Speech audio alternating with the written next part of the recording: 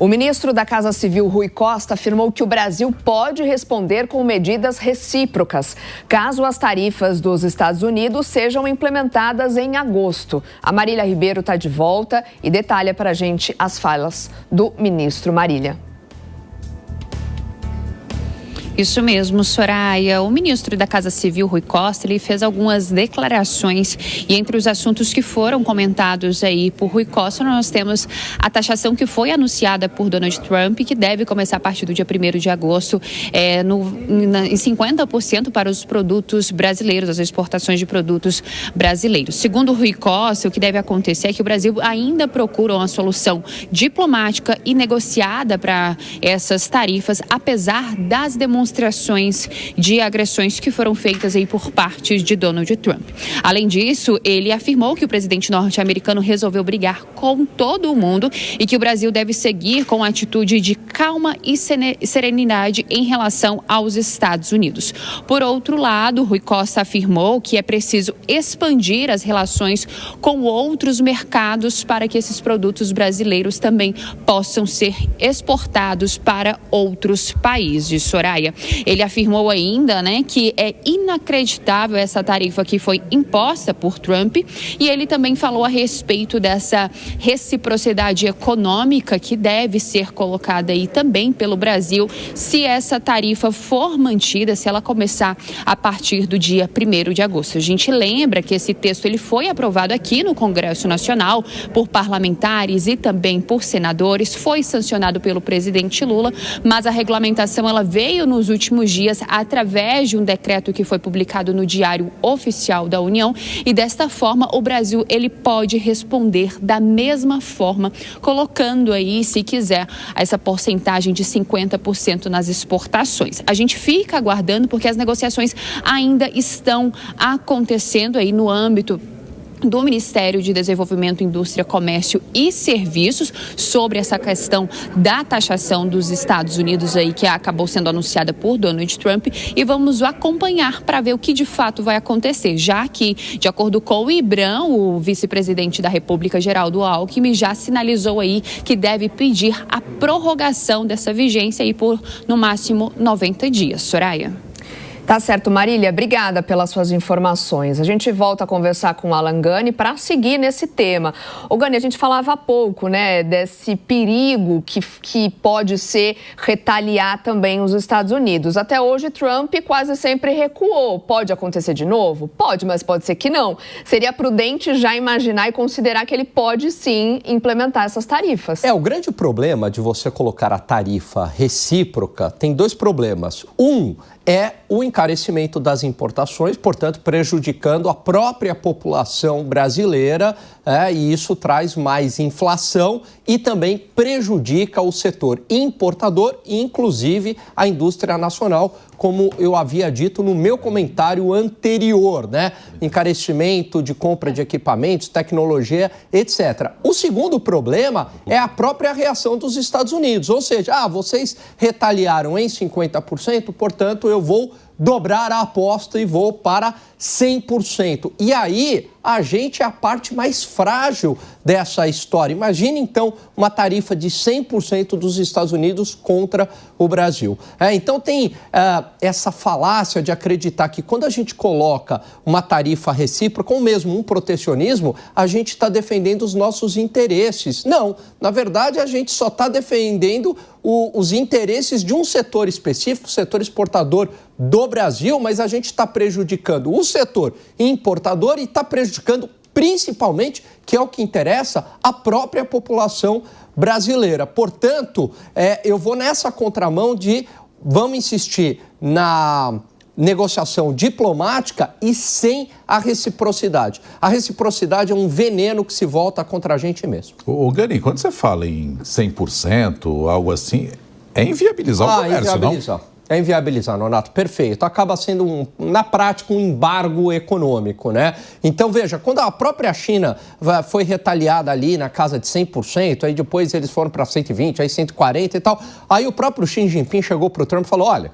nem tem mais sentido eu colocar 200 aqui, você quer colocar 200 e tal. Por quê? Porque isso já inviabilizou o comércio, né? No patamar de 145%, acabou o comércio entre Estados Unidos e China. E aí foi naquele momento em que os Estados Unidos recuaram, chamaram para a mesa de negociação e aí chegaram, aparentemente, por enquanto, no entendimento 30%, que evidentemente isso viabiliza o comércio internacional. Agora, o grande problema é que a gente não é a China. A China tem um baita poder de barganha com os Estados Unidos e o Brasil não tem.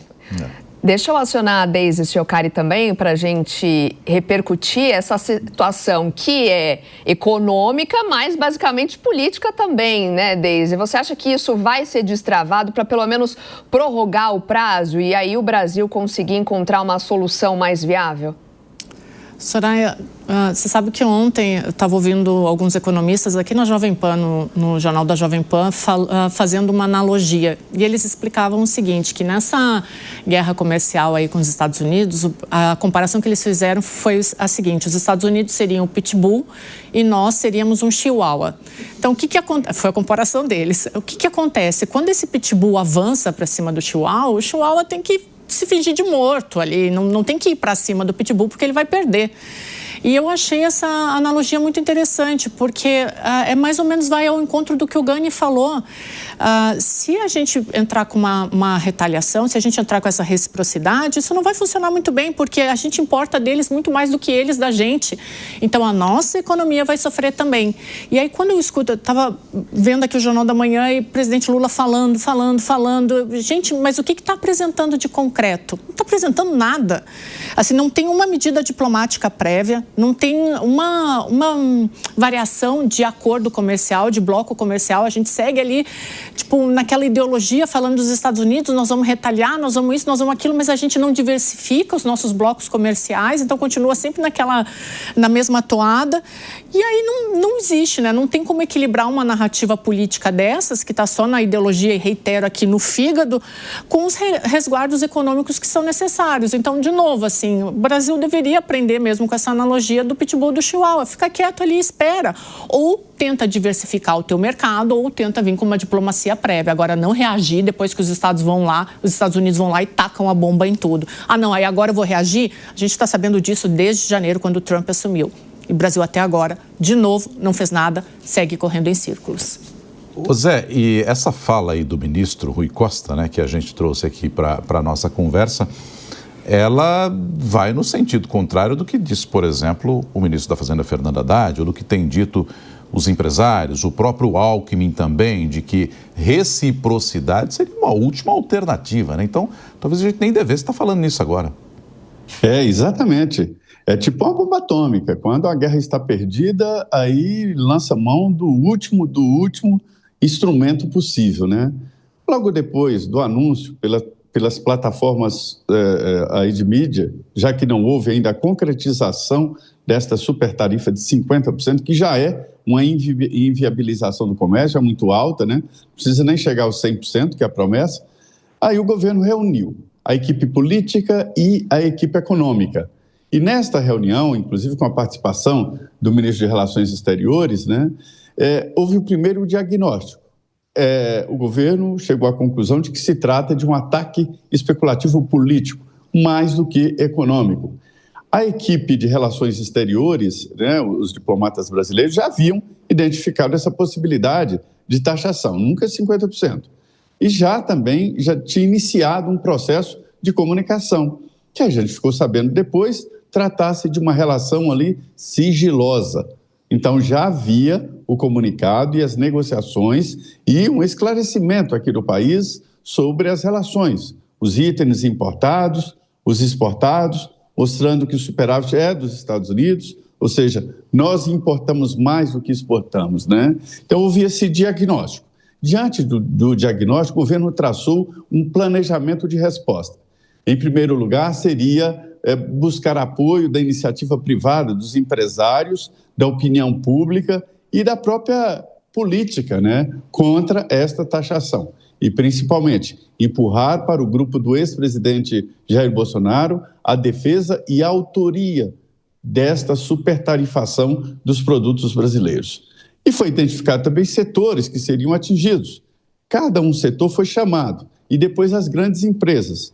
As últimas foram ontem, né, os veículos de comunicação novos, que são as plataformas digitais, que faturam alto aqui no Brasil e livremente transferem recursos para o exterior e que podem ser taxadas e supertaxadas. Já existe um caldo cultural aqui criado nesses últimos dias que justificaria um governo taxar as Big Techs, o que antes seria um pecado mortal, né? Todos diriam, é censura, é inviabilização. Agora se criou um argumento. Então, este é o momento, este é o cenário político do Brasil. E diante disso tudo, a última possibilidade, segundo o ministro da Fazenda, é exatamente a reciprocidade. Adotando a reciprocidade, seria mais ou menos dizer, olha, abandonamos a possibilidade de diálogo.